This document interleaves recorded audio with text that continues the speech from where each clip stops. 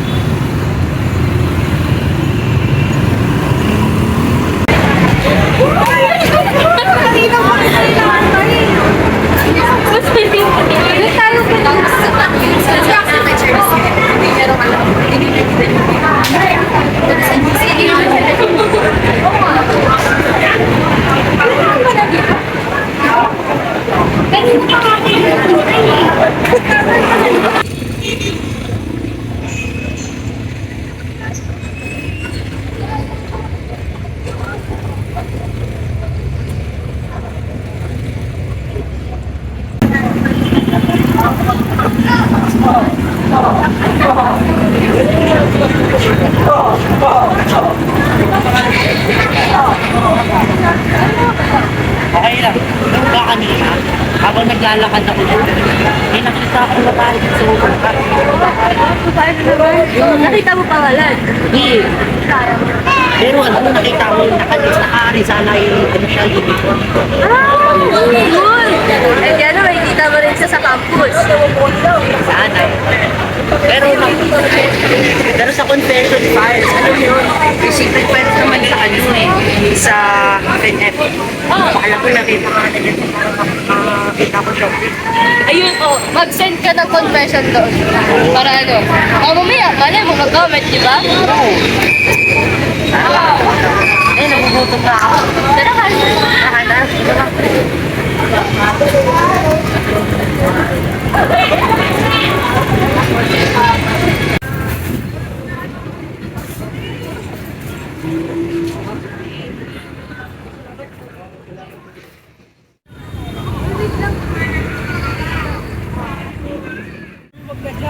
Sabi nga, magtaka ka ng mga tamad, di ba? Ay, di ko naman. Naris na ka ba? Labi ko muna sarili ko. Ano, hanapin mo? Babae? Bye-bye.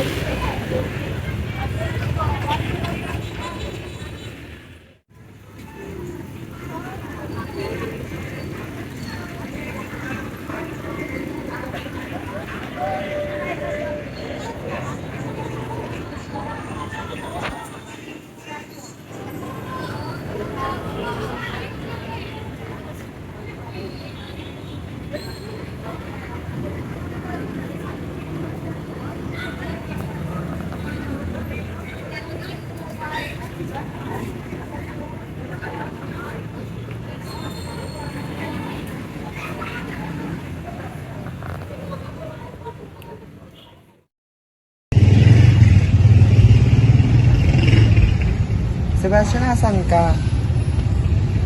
Sa Bonnie? Andito ako sa may dulo ng Bonnie. Saan ka? Sa may green na sasakyan.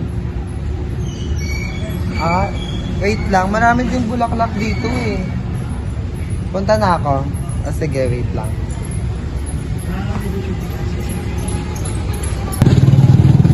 Sebastian! Uy! Kamusta ka? Ay na, ikaw, kamusta? Okay lang rin. Ang ginagawa mo? Ba't mo ako pinapata dito? Kasi may nakita akong babae. Babae ulit. Maputi siya. Nakita ko siya sa overpass eh. Maputi siya. Ayun ba yun yung pinost mo? Oo, yun yung pinost ko.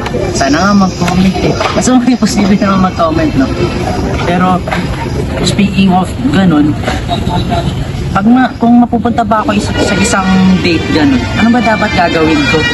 Kasi kapag yung mga ganyang bagay, dapat dyan, kailangan maging honest kayo sa isa't isa. Saan tayo pupunta? Gusto ko pumunta sa National Bookstore.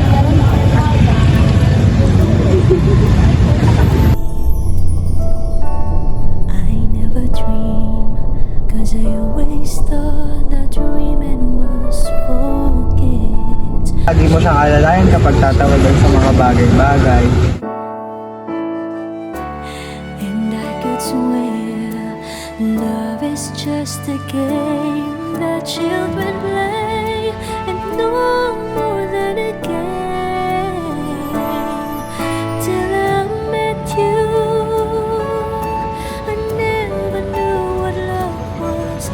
Till I met you, this feeling.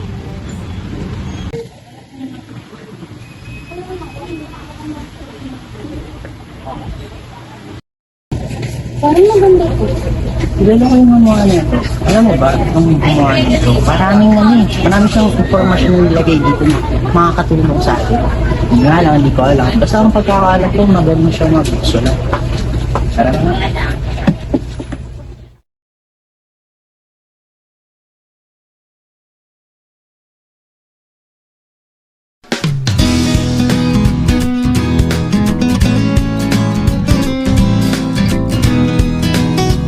Sebastian.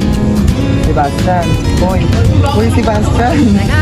Ano ba? Kailangan pang tanungin. Ano ba nangyayari sa'yo? Tutulala ka. Nagsasayang ng bawat oras. Era, kumain na tayo. Wala, hala. Na-search mo ng lahat sa internet. Naubos na ang notes sa kakatext. Naghihintay ka lang na may makukulit.